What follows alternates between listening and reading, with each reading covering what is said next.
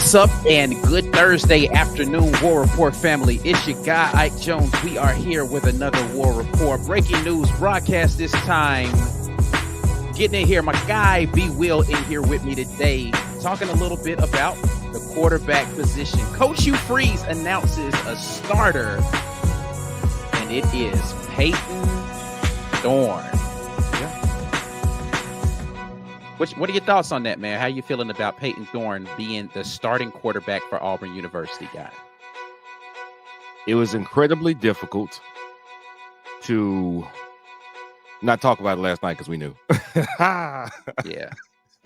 But somebody said before the spring was over that no matter what happens this spring, Hugh Freeze is going to go get another quarterback.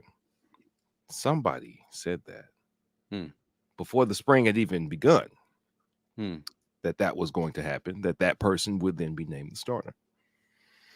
I'm not going to say any names.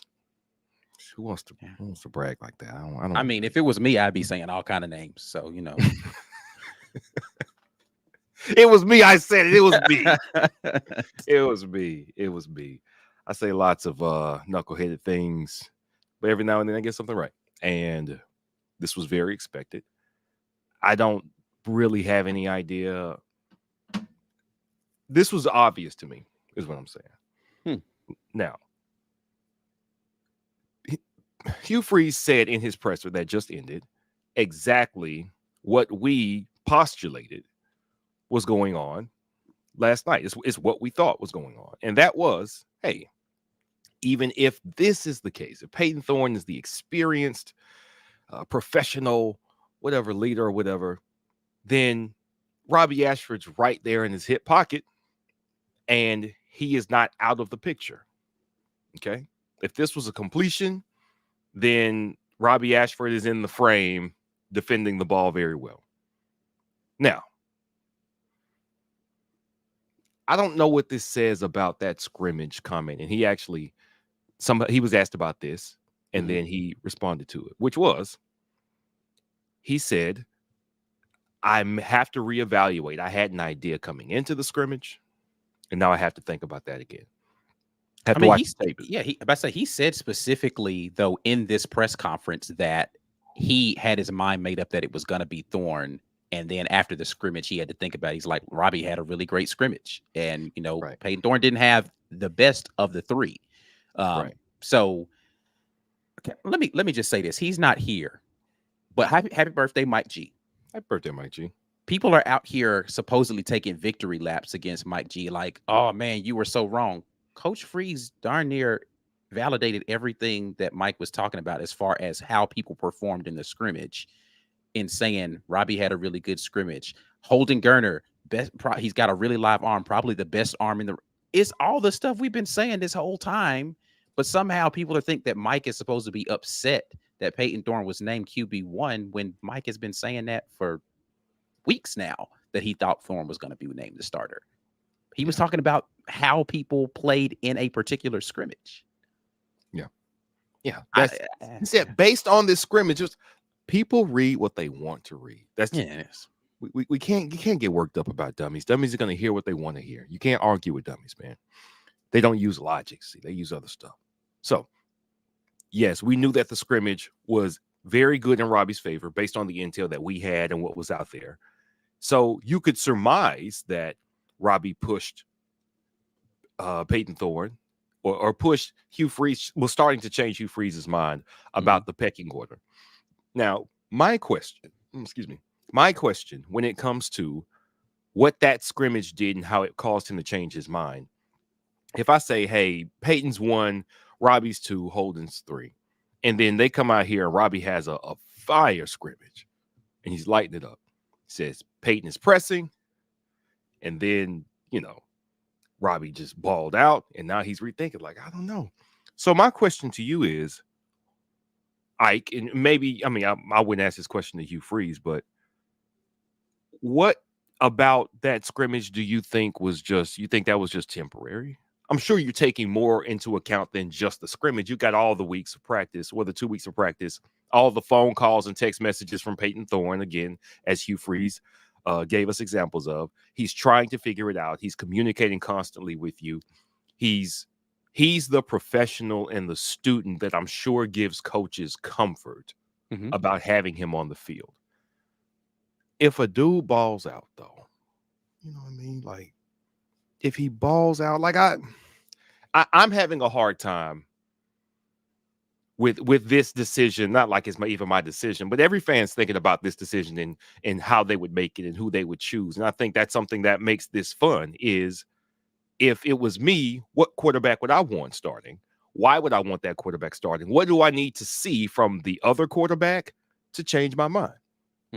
Apparently, Hugh Freeze sees the professionalism, the football IQ, and maybe not the consistency, because, again, the scrimmage wasn't that great from Payton Thorne, but the effort in all those ways and the communication and all of the things that we can assume make him a more professional, more polished quarterback at this point in his career, 2 years starting versus the, I think, 8 games starting for Robbie Ashford. Okay.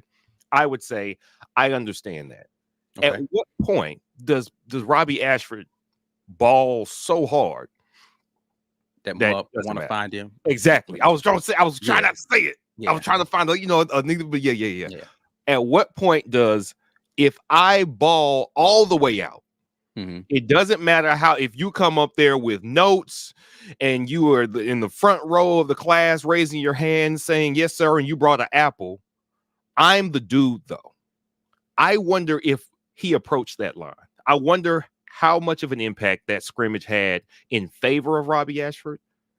Because if you tell me, man, I thought I knew, but I don't know no more, and you name the same dude anyway, well, apparently you didn't know. I don't, Yeah, I mean, so what we have to put into context here is that there were practices after that scrimmage, right? And so, like, what I would assume is that, taking all of those things into consideration, just having a good scrimmage doesn't negate any of the inconsistencies that were happening before that scrimmage, especially if those inconsistencies happen again after the scrimmage. So it's like, oh, did you just have a really good day, or are you really improving in the things that you need to improve in? And so I think it's more so about Robbie hasn't been able to consistently show it, and not that he just balled out in a particular scrimmage. Right. And here's the thing that we also don't know, because I wasn't at the scrimmage, and I don't know that many people who were at the scrimmage were taking note of this. What was the mix and match of people, like, as far as the defense versus the offensive personnel? It's like, when Robbie was looking good, who was he looking good against and with on the field with him? Same thing for Payton Thorne, same thing for Holden. People are taking into account, like, how did they complete this pass? Did they get into we're not looking at things the same way that a coach would, or even, listen, I'm not proclaiming to be some great analyst, even the way I would from just watching film on something. I wouldn't look at it the same. I wouldn't say, oh, that's a completed pass, he did well on that. I'd say, that pass actually wasn't where it was supposed to be, or, that was a really great catch by this receiver, or that was a really poor play by the DB right here. Like, there are a lot more factors in evaluating that most people who are looking at it won't even notice. Right. And those coaches know exactly what the call was supposed to be, what the read was supposed to be, what the defense was supposed to be doing. All of those things get factored into it, not just completion, incompletion, first down, not first down, score, not score. And so people who came back with those reports, they could have gotten it wrong.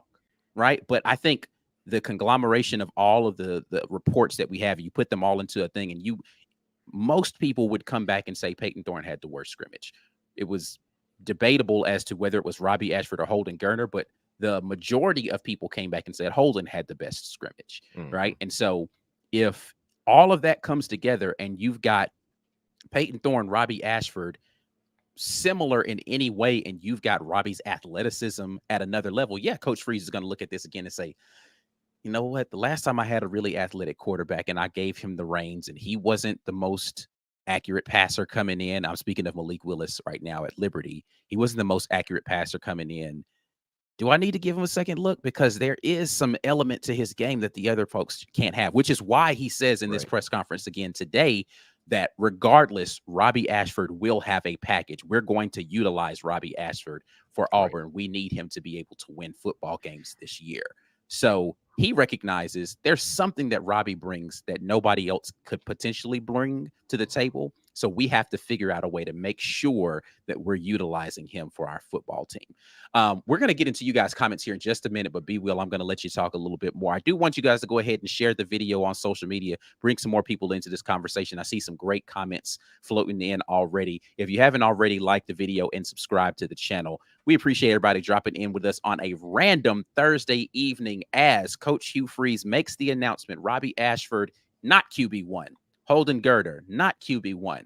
The newcomer, Payton Thorne, has been anointed, I guess you could say, or assigned as the quarterback one for UMass. Did you get a chance to watch the entirety of the presser, B? I didn't. I watched most of the commentary as questions were asked and people responded. Of course, the Auburn beat is going to cover it all over their Twitter timeline, and that's how I was watching it. Or excuse me, I was getting the information. So there were quite a few questions asked and addressed, not just about QB, about several position groups and also some departures, which is weird because we were wondering what happened with Gardner Lanelow.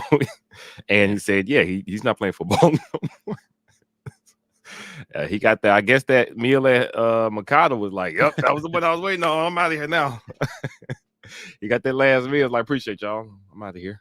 But yeah, there was a lot of interesting information. I know most of the discussion is going to be about quarterback, but I wanted to pitch an analogy because I keep thinking about it in terms of work, because football is work for these guys.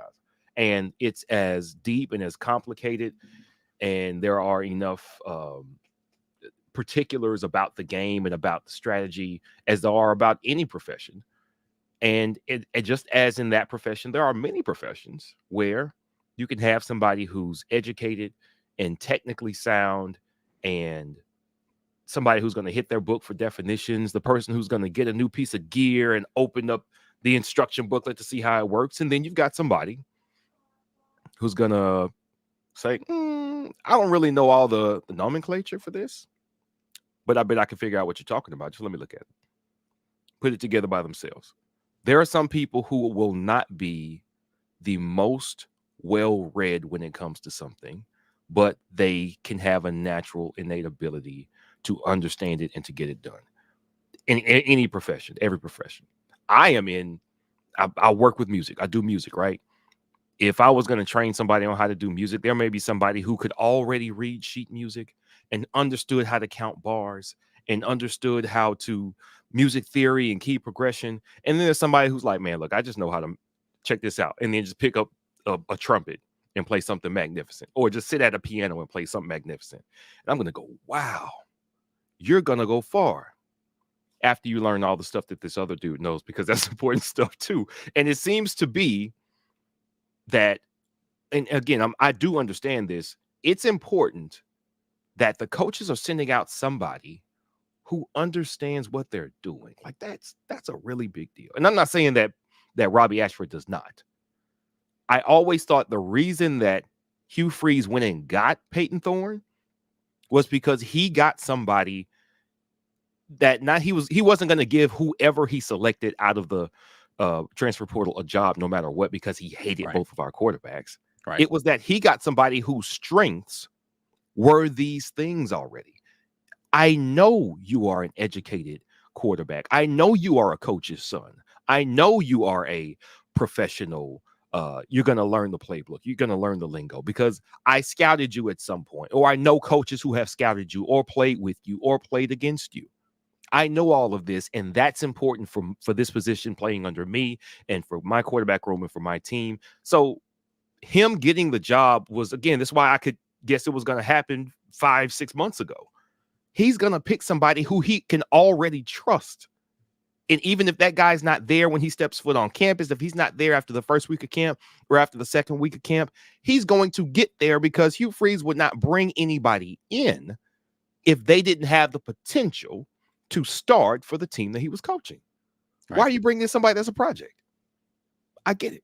Not someone with so limited eligibility left. Like if it were right. So, I'll give you like a Caleb Burton, for instance, a guy who has a ton of eligibility left, or even what's the new offensive lineman that we render from Northwestern?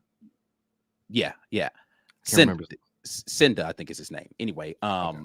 both of those guys are someone they brought in from the transfer portal. A lot of eligibility left because they wanted to be able to backstock, excuse me, at certain positions that we didn't have. Payton Thorne's not that guy. He's a guy that only has 1 to 2 years left. Like, he's got 2 years of eligibility, but if he plays really well this year, likely going to be gone. So to your point, and this is something that we've been saying from the beginning, you don't bring a guy in with so few years of eligibility left and don't give him a legitimate shot to win the job. Right. Or think that he's a guy who could legitimately come in and win that job. It's not someone that you're saying, well, we'll see, but, at least we got a good number 2. They thought he could come in and win, and he just had to come in and actually do that. Right. So I don't really understand anybody being surprised by this. I think the more surprising thing is I won't even say surprising, but I think the thing that's refreshing about this is Coach Freeze did seem to be truly interested in giving the guys that were in the room a shot at winning the job. And they just didn't do enough in that period of time to be able to convince him that they were ready game 1. Doesn't mean that it will be like that for the totality of the season. He already said that when Mike asked the question about a bona fide starter. He's like, I don't know how bona fide it's going to be. We're going to name a starter. How bona fide it's going to be going forward, we don't know the answer to that. So I think it's really good and refreshing to hear the coach who, as we stated last night, if you were on the midweek report, sounds as if he's being true to his word on the things that he's saying. When he says something, you don't have to try to read between the lines of it. Now, there was some ambiguity around, in the previous presser about him not knowing now. I came in with my mind made up, but now I've got to go back and look at the film. There's some ambiguity there. There's a lot to read there as to what that actually means. But he comes and he clarifies it today. This is what I was talking about when someone asks him. So he's being true to his word. He's being honest with what he's saying. And so when he says some things, you kind of just have to stop trying to assume that it's coach speak. Right. I know everybody wants to say, well, that's just what coaches say. Coach Freeze doesn't seem to be engaging in that too much. He's saying what he really feels at the time. And you kind of have to accept the fact that he's saying those things for what they are. Right. And let's get to these comments, though. There's a ton of comments flooding in. We appreciate you guys who are jumping in. Listen, man. This is a passionate fan base, and I love it. We're going to start with a super chat here from Auburn Dad, who says, for naysayers, you either trust Coach Hugh Freeze or you don't. I mean, that's essentially what it comes down to. You either trust him or you don't. I will say this. Most people, and I'm not, let me give the caveat before I say, I'm not saying this is you, Auburn Dad, because you are a good guy. I'm not saying this is you. Most people who today are saying either trust Hugh Freeze or you don't are satisfied with the outcome of this quarterback competition. Mm-hmm. If it had gone a different way, it'd be the other camp saying, I thought y'all trusted Hugh Freeze. Like, I think everybody needs to come to terms with the fact that why we're lining up with allegiances on one side or the other is a little baffling to me. But listen, man, trust the coach in making a decision. Trust him enough also to be able to pivot away from that decision if it doesn't appear to be the right one in the long term. Right. Yep. And that's, we can get past our PTSD as a fan base of the coach making bad decisions. I think Gus Malzahn made bad QB decisions, both in evaluation of who he offered to come here, who he signed here, and who he played after they got here. Like, at all 3 levels, Gus Malzahn was very bad, starting with Kyle Frazier. All right, it hadn't been good ever since. So Brian Harsin, he had limited options, but he wasn't recruiting well enough to give himself better options at quarterback. So you get a TJ Finley, maybe there's some value, maybe there isn't. Robbie Ashford, I think, was a good project. I still think he's got a lot of potential to be an SEC starter. But Brian Harsin came out the gate with TJ, and a lot of that was, well, he's professional and he operates, and maybe Robbie Ashford wasn't ready to be the starter last year, especially with not what was reported to be a complicated offense that didn't fit him. So there may not have been any better options last year, but Brian Harsin also didn't bring in any better options last year. So there was 2 times where they either didn't get the guys or they didn't play the right guys, or both, right? And that's been the last 10 years of Auburn football. We're turning the page. We got a new coach. I'm giving Hugh Freeze every benefit of the doubt until the results show that he was wrong. And we have no reason to think this is the wrong decision right now. So let's let him work. Auburn Dad doubles down and says, like I said, either trust evaluation or you don't. Still agree with you, even though I just read it the first time. Listen, I understand anyone who's hesitant to trust that evaluation because you haven't seen it on the field. But my question, or not my question, my thought process still remains that had it gone in the direction that anyone who is upset at this decision, had it gone in the direction that you thought it would be, whether you wanted the young guy, Holden Gerner, to start, whether you wanted Robbie Ashford to start, had your guy that you were lobbying for been the starter, would you be petitioning people to trust Coach Freeze right now? Right. And I know that's difficult to say in fantasy land of like, well, it didn't, so I don't have to but I can't help but think that that would be the case. Yeah, we saw a lot of that when it was Bo that had the job in 2021 and remained the starter after Georgia State. People were like, oh, well, trust the coach.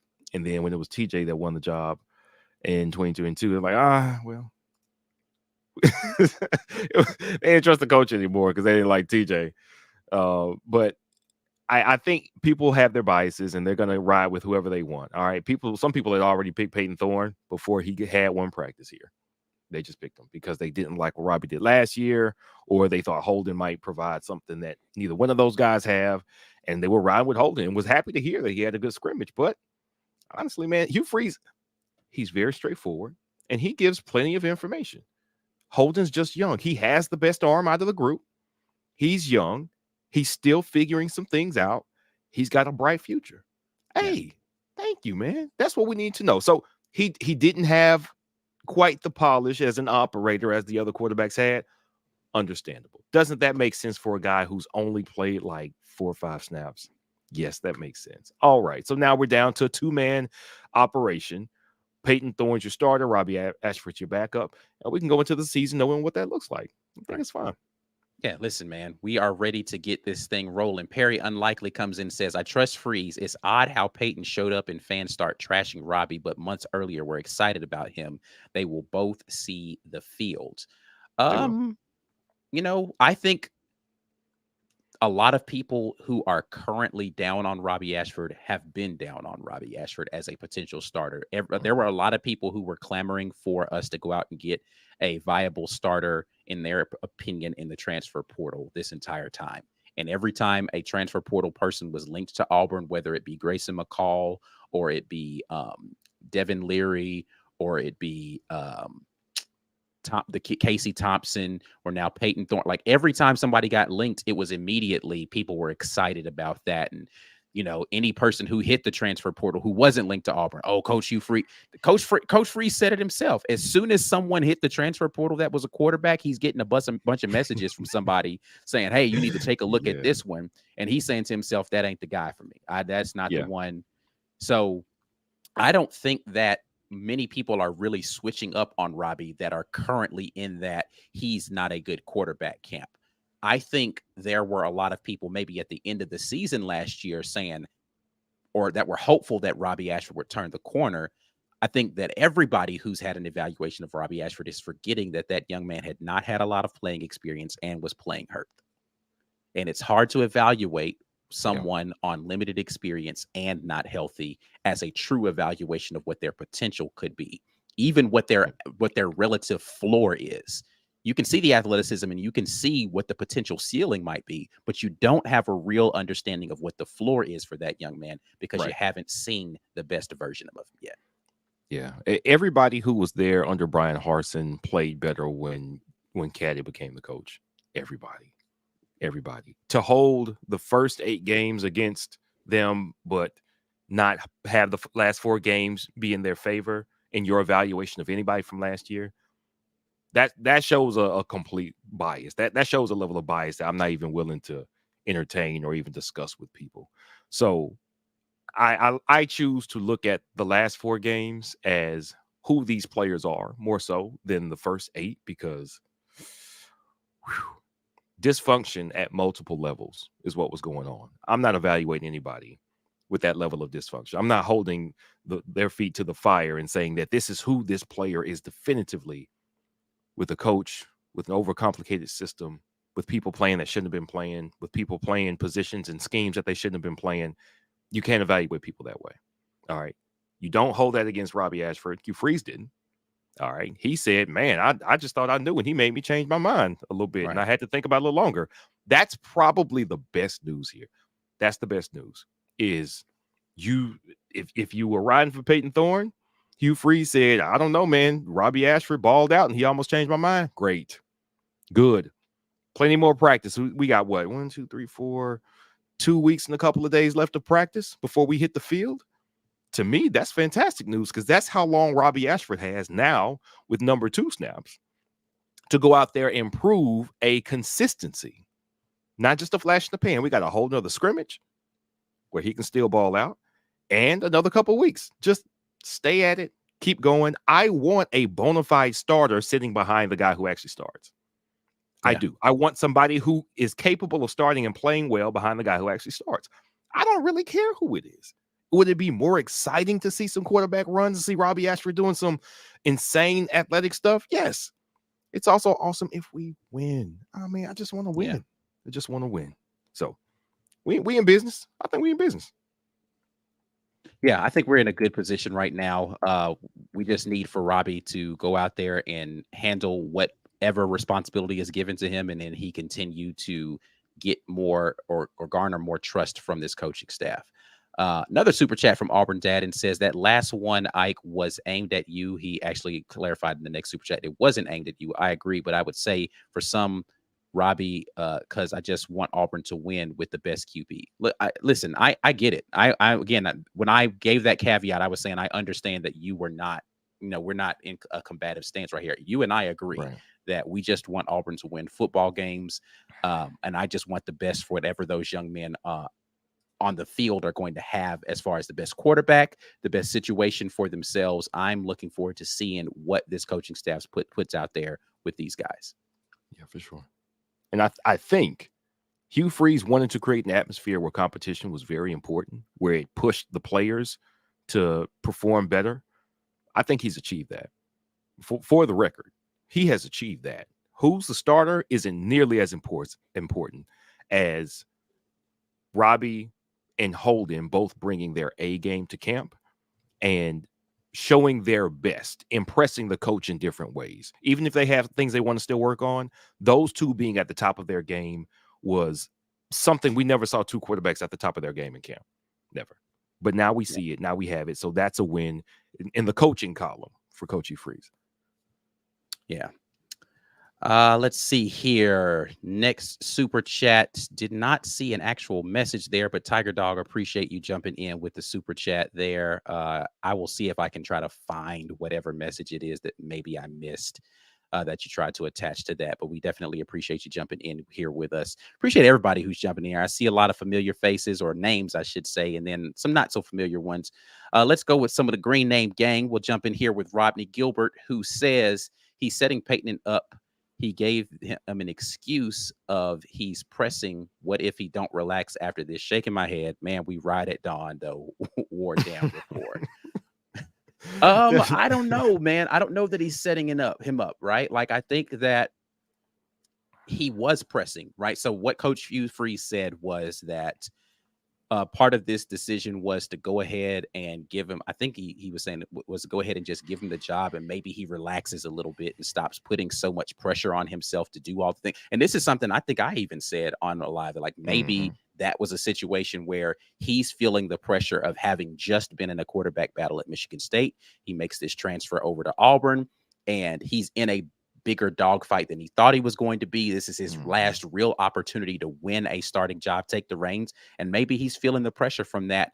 But to your point, Rodney, here, what if he doesn't relax? That's why you have Robbie Ashford and Holden Gardner right there in the room. Right. This isn't a forever decision. He's not coach. The miscategorization of fans for whatever reason is that if someone picks a starting quarterback, they are bound to that decision for 12 games. Right. It's not the case. I can change my mind tomorrow. What are you talking about? I don't know what I just said. I mean, I think Coach Hugh Freeze has been very clear in saying that. It's like, this is what it is today. We'll see where it goes from here. I don't know how these young men are going to respond when it's time to play. But what I do know is we're going to prepare everyone. And he said that he hopes that Robbie Ashford and Holden Geriner stay engaged so that if we need to call on them, they're ready. Yeah, for sure. For sure. Hopefully, naming a starter does not have them get disengaged from the process of being ready when it's your number that's going to be called. And again, competition, leadership, attitude, all these things that Hugh Freeze has been saying since he became the head coach here. I sure hope that Holden and Robbie both aren't getting down on themselves and quitting. Like, listen, man, this isn't the place to do that. It's still football, man. Like, you one play away from being on the field, but don't do that. You still gonna get your shot. Robbie, he already said you're gonna be on the field no matter what. So you're good. Even Holden, like I want to talk about Holden here because I think somebody said it in the chat. Hey man, if you're telling me that the guy with all the seniority is slated to start, you're telling me that the guy who is technically only a redshirt sophomore is his backup. Where does that leave me? You got your first true selection of your own coming in next season. It looks like I could be the forgotten man. Robbie doesn't have another get out of jail free card and transfer portal without penalty unless he graduates. And I don't think he's scheduled to do that in the next 12 months. So you'd be looking at coming back next year. I've got the heir apparent. Walker White's going to be on campus. I got Hank Brown, and I know a lot of people aren't really hyping up Hank Brown. We don't know what he can do. We don't know what he can't do. Hank Brown might be every bit of the football mind and QB prospect that we think Walker White is. We don't know that yet. Now it's starting to look crowded for Holden Geriner. And I don't know what the future looks like for him. Everybody's going to keep saying, oh, what an arm. Oh, what an arm. Oh, what an arm. But he's not ready yet. Well, how do I get ready? Somebody's going to have to play me. Right. Somebody's going to have to play me. You understand that I don't have the experience to run and operate at a level that you want. Okay, so put me on the field. Well, we got more experienced guys. And so how and this is, I mean, I'm sorry to cut you off, man. This is what I've been saying in regard to Payton Thorne. Everybody, I think, is fixating on the order in which people were reporting that they performed during the scrimmage, right? Just because you were the third best in a group of three doesn't mean you were bad. Right. It doesn't mean you were bad. So it's not just about how well you perform in a given situation on a given day. You're taking into account, and you said this before, Mike G said this before. I've got 2 years of film on Payton Thorne in a game in big situations playing football. Yeah. So I know a little bit more of what I'm getting from him. I know it's not the SEC. I know it's not, the big bad Georgia defense and the guys in Turd Town out there playing football. I get all of those things. It's not LSU, but it is Big Ten football. And let's be clear, the Big Ten is the second best conference in the country. Yeah. So he's played admirably when he's had people around him in the second best conference in the country as the guy leading the ship. That means something. It absolutely means something, because it's not a situation like with Holden where I don't actually know what you're going to do when the actual game starts. I know you've got a great arm, but I don't know any of this stuff at a collegiate level, what you're going to do in that situation. And that means something to a coaching staff. Seeing Robbie Ashford play in a small sample size where it was very uneven, and though he's super athletic and he does things that nobody else in that room can do, you can't ignore, I get it, he was hurt. I get it that he wasn't in a system that was optimized for him. I can't ignore that tape, especially if when we get here into camp and the inconsistency of your throwing continues. I can't ignore what I've seen on the film and just pretend like a few weeks of my tutelage is going to erase all of those things. Right. I can't pretend that. As much as I want to, and as much as I want to believe in you, and I can't do that when I've got an option right here that I know will get the job done. It may not be elite or Heisman level, but it will be adequate to go out there and win us in football games. And he likely will take care of the football for me. He'll get us into the right calls and checks. He'll get it out there to my receivers and make sure that he's going to do the requisite things necessary to be a starting quarterback day one. Yeah. I don't have to worry about that or wonder about that. I've seen him do it. Yeah. Yep. So all of those things get factored in, not just performance in a scrimmage or performance in a drill or how fast your 40 time is. And I get all of the opposite side of what more do you want these kids to do besides show up to practice and do. I don't want them to do any more than that. But you can't beat film. You can't. And the unfortunate reality is he's got the film and you don't right now. Yeah. And that's the other again. Go ahead. No, you go ahead. I was going to say the other portion of that reality is it's not a forever decision. So you will have an opportunity to put some film out there if he doesn't live up to the expectation. Right. And that's another part. I think what's been clear about the evaluation of Payton Thorne from day one was under pressure, he's very pedestrian and he makes mistakes, which is not unusual for a lot of quarterbacks. That's whether pro or otherwise. You can rush a quarterback, you get him off his spot, and then he starts looking real regular. You get picks, you get turnovers, bad throws, incompletions, all that stuff. Everything has to hold up front. Okay. So if you're going to pick a Payton Thorne who is shaky under pressure, then that's confidence in the line and the run game, because that's how we thrived at Michigan State. And that's how most quarterbacks would thrive here. You get the run game consistent, get the run game so strong that the defense has to commit extra people to the box. You're telling me I got one-on-one matchups with Hooks and Shorter and Jay Fair sneaking out the slot? Buddy, that's trouble. Thorne should look great. He should look great if everything is working around him. And Hugh Freeze knows that. He knows what he's doing. I want to keep in mind here, Hugh Freeze came with a Liberty squad. He came down to Arkansas on the road with a third-string quarterback and won the game. A lot of that had to do with how well the Liberty defense played. So, shout out to Jeremy Garrett. But still, we're not. I feel like we're not really fully processing that he knows what the hell he's doing when it comes to choosing quarterbacks and getting an offense together. I have more confidence in that than I have, again, at least 10 years. Well, let me say that. I had confidence in Gus for the first few years. It just didn't, it didn't work out. I have more confidence now, understanding what Hugh Freeze's track record is with quarterbacks and with offense, than I have had in either one of our last two coaches. 9-3. That's the message. The message is, Coach Hugh Freeze, can you get me to 9-3? I don't care if you would have said Grimace is the starting quarterback. Hey, slang it, Grimace. Let's go. I want to see it. Whatever needs to happen, let's do it. Because I think he knows what he's doing. So it doesn't matter to me if it's Payton Thorne or Robbie Ashford.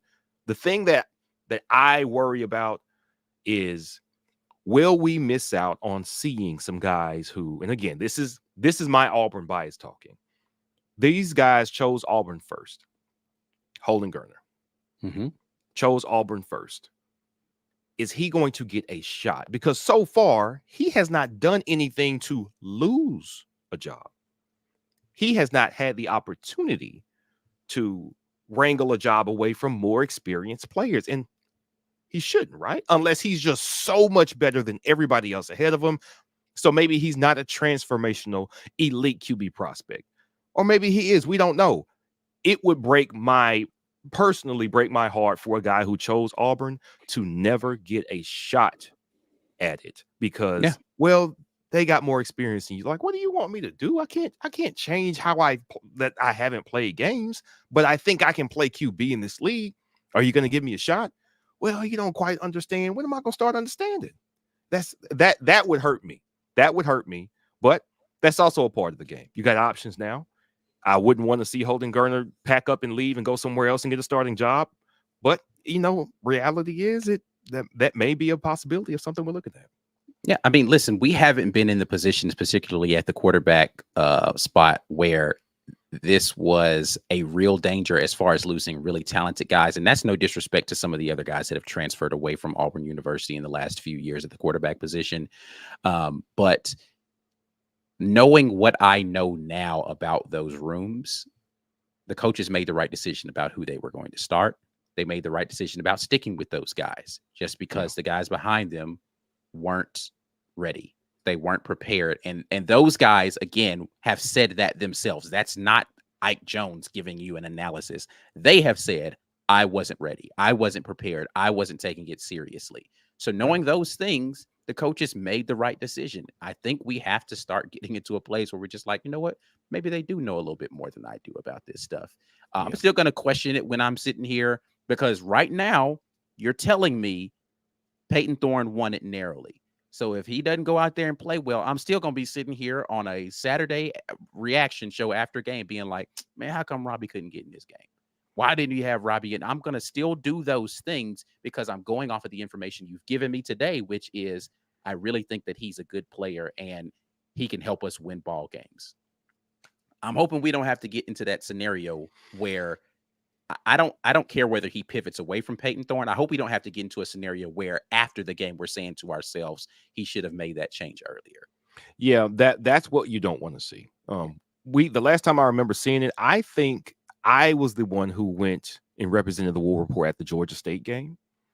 And the frustration that you felt, not just from me, not just from the booth, because the media booth was audibly moaning when Bo Nix sailed passes or missed somebody or had a INT or whatever it was. The crowd, like the offense came off the field. I want to say it was either the first half or maybe the first drive of the second half. And it was like with a 3-and-out, I was like, we're talking an Auburn faithful crowd, a full stadium. We're talking plenty of pro Bo Nix people. This is not just about whether or not it's Bo Nix. The offense was playing poorly. Mm-hmm. And I remember the person sitting next to me, I don't remember his name or what media outlet he was with. He said, you think the coach is going to do it? You think he's going to switch a quarterback? This was right as the second half kicked off. And right before Bo Nix came right back, I was like, I think he's got to have the green light now. It's looked terrible. It's looked terrible up to this point. Can we see something else? Bo Nix came back out. It looked equally as bad. The crowd actually booed a little bit. And then not too long after that, we saw TJ Finley come in. I never, ever, ever want to see it look so bad over and over and over again, drive after drive after drive. I don't want to see that from anybody. I don't care who the quarterback is. If Robbie Ashford was a starter and he went out there sailing passes and he's like, man, come on, man. And it looks like they don't know what they're doing. Sit them down.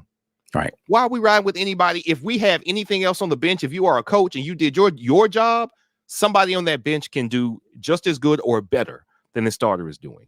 You should have somebody competent ready to come in if the starter's not doing well. I think we're at that point with Hugh Freeze. Again, I have a lot more trust. But to your point, I don't want to see us failing miserably on the field and looking to the side where guys are just holding their helmets and not moving. Demetrius Davis was on the team that year, was he not? 2021? Mm-hmm. We were like, hey, man, can anybody get on this field and do better than what we're seeing right now? You're telling me nobody can. We don't want that. We do not want that from any quarterback that's out there. So I don't think Hugh Freeze is that guy, though. I don't know if he's Steve Spurrier, pull a guy quick with it. His quarterbacks usually do pretty good. Hugh Freeze's quarterbacks do. So I don't think he's ever had to pull a guy that quick. Steve Spurrier was like, hey, son, go in there. Next drive, you ain't getting it. Sit down. Next guy. Like, if I was a coach, I'd be Steve Spurrier. I would be Steve Spurrier in that sense. You ain't getting done, man. Sit down. But maybe Hugh Freeze, if you prepare properly, your team, your quarterbacks, you shouldn't have to pull a guy that quick because they'll get the picture and they'll be prepared to do what you ask them to do. So let's hope we're there. Yeah, we will definitely see what happens once it starts to get when the rubber meets the road, as they say. I'm not one of those people who hopes that Payton Thorne doesn't succeed just so I can see Robbie Ashford play. Please, right. Payton Thorne, if you are watching this, please go ball out, sir. Hey, I have sufficient gray in my beard already. I don't need no additional grays this year, bro. I'm good. It's gonna happen on its own. Ball out, my guy, Payton. Yeah. Please, I want one of them Nick Foles. You know how everybody talk down on Nick Foles now because he went somewhere after he played for that Super Bowl, and he was saying, people were saying that, he went 27-2. He had 27 touchdowns to 2 interceptions his first year with Chip Kelly for the Eagles, and people were saying, oh well, he's not that good.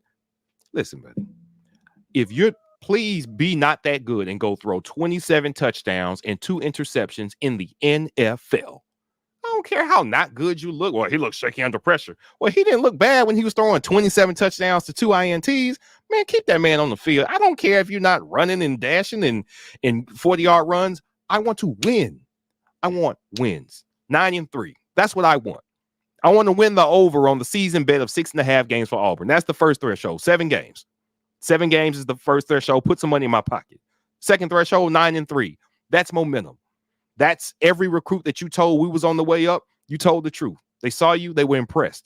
You knock off somebody we had no business beating because they got way more talent than us right now. Knock off Georgia. Knock off LSU at LSU. Knock off Bama. 9-3 can get you there. That's the formula for 9-3 is we knock off somebody who's way more talented than us. Everything's looking up. Right. I don't care who gets us there. I just want to get there. Yeah, I have not hitched my wagon to any particular horse. I'm with whatever train is moving towards W's. Oh, you going to W Town? Yep, that's the guy. Let's go. I knew it the whole time, boy. You was gonna get us there. Somebody else moving in. Oh, wait, no, not to. I don't have an allegiance when it comes to this. Not because they're. Why do I need to pick a side when they're both wearing the same uniform? I don't know. I don't understand that, bro. Both of them are going to have an Auburn uniform. All 3 of these young men will have, unless somehow they have figured out a way to wear an opposing team's uniform on Saturday. I am rooting for that dude as soon as he suits up and gets out there on the field. Please be good. I don't care what position you're at. Listen, everybody knows I'm the biggest Keontae Scott fan that there is out here. If Keontae Scott is screwing up, put somebody else in the game. Yeah. I don't care. W. Yeah. Beside the Auburn name, W's in the first column. That's all I care about. Yeah. All the rest of that stuff, man, you go to hell with all of that, man. I don't care nothing about none of that, man. Yeah. Win. Yeah. If Payton Thorne's going to win. If Robbie's going to win. I don't care. Sub package. I don't care if he's delivering packages to the side. W. Hey, UPS. As long as we get them wins. Which is why our frustration with the last administration, Gus and Bo, with the last coaching staff, was they're not winning. We're losing, which is why we're in favor of change. I'm going to be pro Payton Thorne until he goes out there looking bad. And then I'm going to be like, hey, coach, it's time to make a switch, ain't it? Yeah. What's going on? I don't want to lose while, he just figured some things out. You told me he was the most professional. Let's figure out how to win. Yeah. That's what I want to figure, how to win. Now, does that mean that the guy's got to be flawless out there when he's playing? No, that doesn't mean that. Any quarterback who gets in the game is going to make a mistake because that's how it works. Somebody's going to get the best of you on the play. Somebody's going to get the best of you on the drive. It's going to happen. I want to feel as if once I finish watching that game, we were in an optimal position to win regardless, because the reality is making a switch sometimes ain't going to fix it either. Right. So I got to trust the scouting report, the coaching staff who's implementing the game plan and the play calls on game day. Am I going to critique and analyze the crap out of it after it's done? Yeah. But you know what I didn't have to do? Suit up and play. Make a call or a decision that made it happen. As a fan, yes, I'm going to be upset if we don't win the football game, and I feel like we could have, and there are things that we could have done better. 100%. And I'm going to bitch and moan about it right here on this live stream, and I'm going to talk about how this could have been better, and I'm going to watch the film, and I'm going to say, man, look at this. They blew this blocking assignment. Oh, my God, this is wide open right here. You missed this. I'm going to do all of that stuff. Yes, 100%. I'm going to do all of those things. And at the end of the day, I'm going to be right back on here Sunday talking about how we can win the next game. Yep. Because you know what doesn't matter? All of this nonsense where people are getting upset about who got named the starter against UMass. Doesn't matter. Yeah. Not if you're upset about it. It matters to the point that we have an answer right now and we can move forward, and I'm happy to be in here talking. But what? Listen, man, it's a long season, bro. It's a long freaking season. Let's ride for the W against UMass with Payton Thorne starting quarterback. Go out there, put up 300 yards in the first quarter. Let's break whatever. If there's a record out there to be broken for passing touchdowns in a game, I want to see us break it against you. Break their entire will. UMass will never want to schedule Auburn again because Payton Thorne went out there and balled so hard, Mupps want to find me. We're gonna have to flip something with that. A ball so hard award after every game. Oh man. So yeah, that's where we're at, right? We know who the starter for UMass is. Coach Freeze was gracious enough to say, hey man, Robbie's gonna get on the field. That this is who's gonna start for UMass. And I wouldn't expect him to make any promises beyond that, because how could you? You don't know what's gonna happen. It's football, man. Yeah. Anything can happen. So I'm fine with this. I don't think that anybody has any reason to be upset with this, save for maybe Robbie Ashford. If I'm sure he believed, man, I'll play him. All right.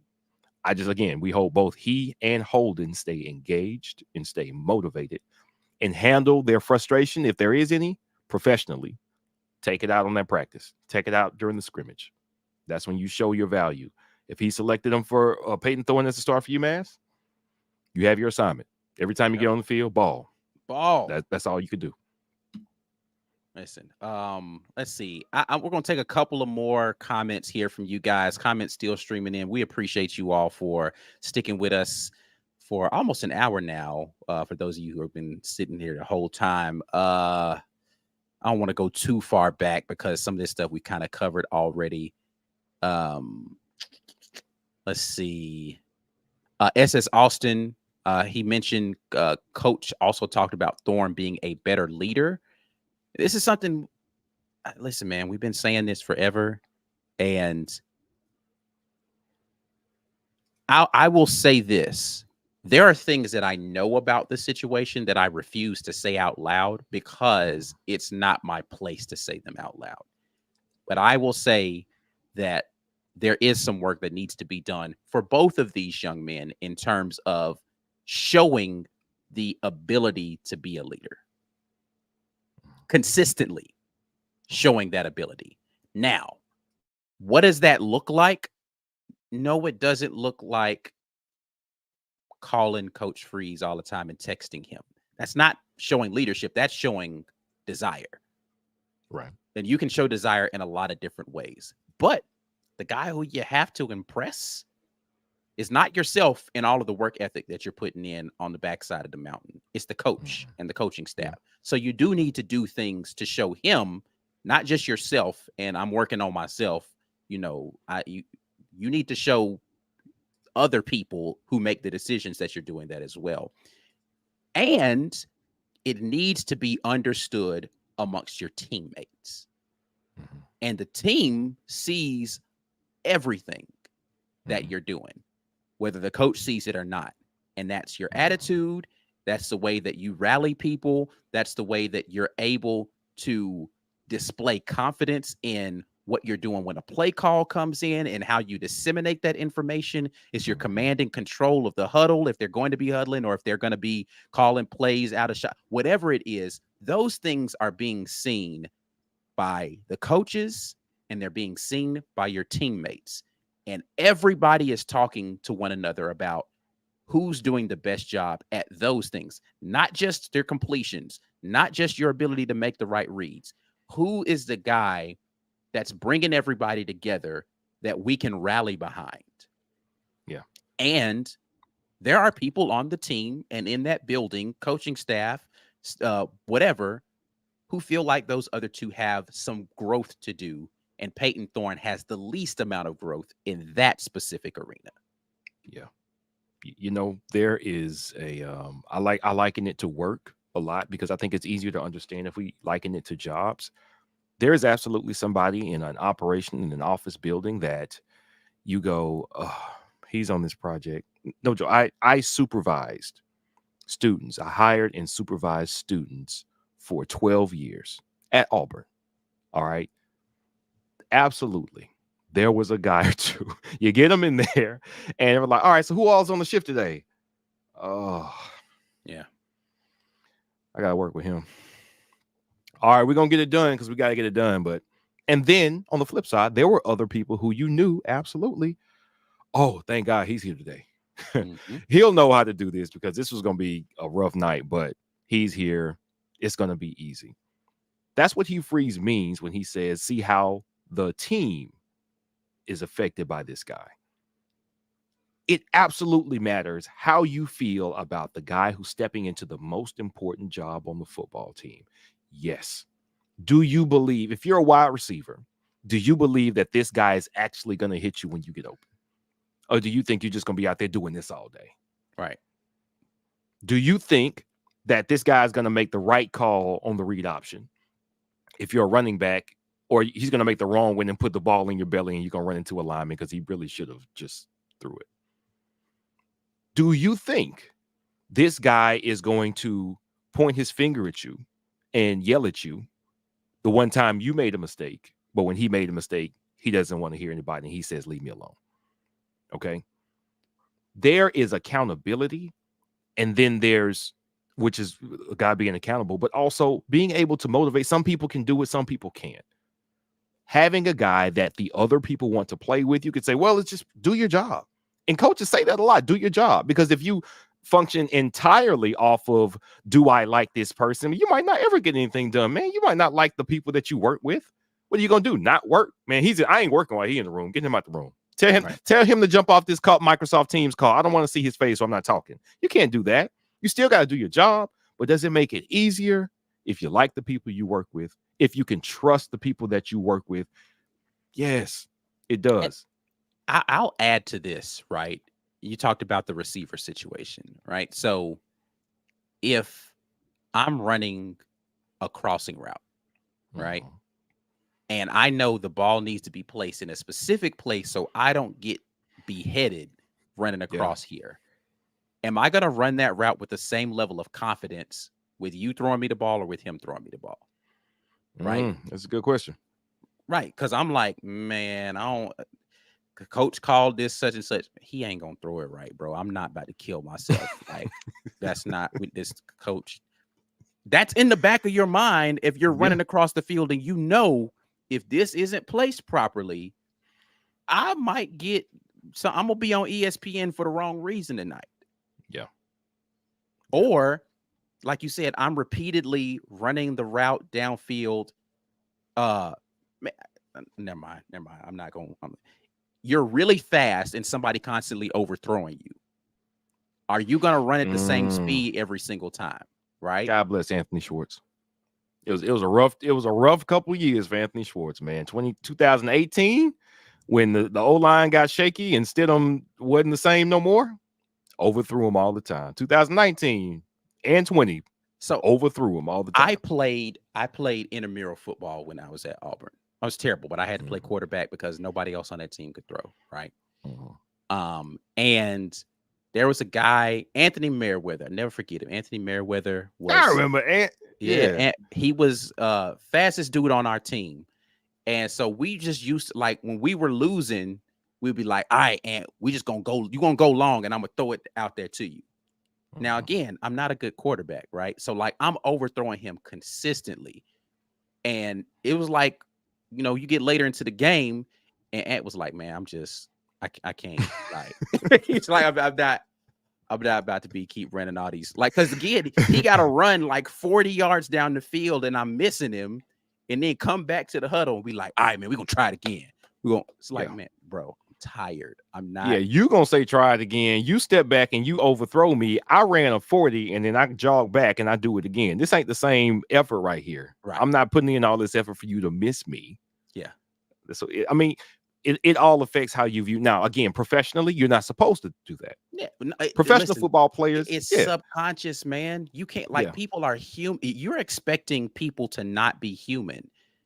And listen, you can say what you want to. People, it happens like that. It happens with offensive linemen. Man, I'm not blocking for that dude, bro. Like his attitude, Jack. I'm not like. He might catch one today.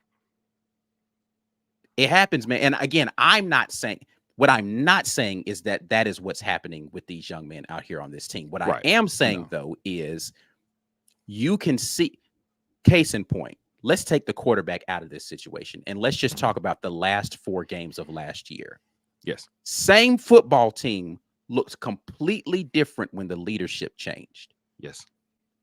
Yes. People will ride behind someone who they like. If the environment is not conducive and you have the wrong leader, sometimes the talent doesn't matter because subconsciously you shut it down. Yes. You might be going out there and running all the plays. You might even be giving a bunch of effort, but subconsciously you've shut it down. Yes. Yep. It happens. And you can't yell at somebody to make them change a subconscious decision that they've made.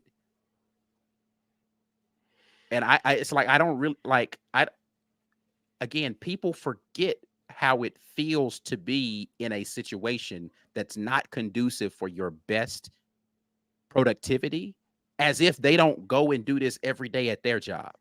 Yeah. Yeah, they do. Some of y'all may be stellar employees, and it doesn't matter what your boss goes and says and does. You're going to go out there and I'm going to get my job done by God because the company comes first. Right. Some people ain't built like that, bruh. And if you think that there are 60 plus young men on Auburn's football team that are built to say, it doesn't matter what happens, I'm going to give my hardest, you're fooling yourself. Yeah. Not because Auburn doesn't recruit well, but because the odds are they're still human. We didn't draft a bunch of robots and aliens. Yeah. We drafted humans who have feelings, emotions. Stuff is going to be happening in their personal lives. It's going to require that their mind be somewhere else, and they're not going to give maximum performance that Saturday. Things are going to happen interpersonally between people on the team, and they're going to have their focus taken away from it. Stuff is going to happen with a coach, and their focus is going to be taken away. Your hope is that you get the right group of people for that Saturday to be able to put your best foot forward, and it doesn't impact the outcome of that game. But it happens. Yeah. And if you don't have the right people leading the charge, then you'll never get out of that spiral. It's going to just continue to get worse because I came in here with a bad attitude anyway, and this dude yelling at me is exacerbating that, and it's not going to make me play better. That ain't the way to get my attention, coach. I'm sorry. Yeah. That ain't the way to get my attention, QB. I'm sorry. Yeah. And there are times where that dysfunction bubbles up and it shows itself. Right. Case in point, if y'all remember, 2015, Duke Williams started the season off not getting along. No coincidence, the quarterback was not nearly as good as he was supposed to be that year. Jeremy Johnson had one of the roughest starts of the season at QB that we've seen, probably only rivaled by 2022. And Duke Williams became a problem. Now, he's grown up a lot since then, and he'll talk about the trouble that he had before this point. But it's no coincidence that he got kicked off the team for fighting another player on the team. They're not happy. He wasn't happy with the opportunity he had. Damian Craig had brought him there like, man, you're going to be the star of the show. We're going to get you the ball. Duke Williams was a baller. Yeah. 2014, he balled. 2015, there's no coincidence that as soon as the QB play went down, he got a little disgruntled. And he was not getting along with people.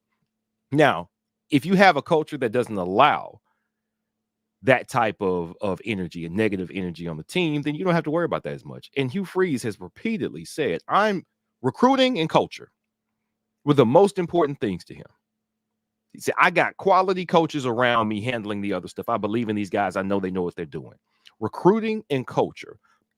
He said that's his main responsibility. So if he's choosing Payton Thorne, I'm saying, you know what? Payton Thorne, let's go. Because you've got to have that room right. He said, you're not going to get everybody on board. It's not really realistic to get 100% buy-in. But he said you get to that 85, 90% mark. Right. And that's when you have a chance to have a really, really good team. Everything that he has done so far, I'm going to assume, is geared towards increasing the talent, which it looks like he's been doing, and getting a proper culture set and having that culture thrive. Whatever he wants to do so we can do that, great. Let's do it. In the absence of proper culture, you could have a decent team, but that means everybody got to be winning a lot. Right. So much winning that it covers all transgressions. Yeah. Because the minute you start losing, people are be like, man, F this, bro. I'm not finna keep going out here to lose. Nah. Yeah. And you talking to me crazy? Nah, we're not doing both of these. Yeah. Yeah. I'm not finna lose. I'm finna be losing and disrespected, man. Come on. You're gonna have to pick a struggle here. We either gonna win the ball game or you're gonna talk to me crazy. Like I'll allow this as long as we're winning. But the minute we start losing, all of that stuff starts to bubble up. Anyway, man, let's get out of here. I do want to put a couple of things out here. AU Alum 94 says, Coach Hugh Freeze said Robbie will always have a package if he handles it the right way. This is factual things that I've been saying for a while. Again, this isn't about me validating my statement. It is about understanding that Coach Freeze wants Robbie Ashford to be involved in this football team. And he made it very specific that it wasn't going to be just as a runner. He was like, Robbie can throw it, and we're going to utilize him to throw the football. Is it primarily going to be run packages? Probably. It'll probably be some sort of read option situations where he'll have to make the right read about whether the run or throw, maybe some RPO stuff where there's going to be handoff or pass it.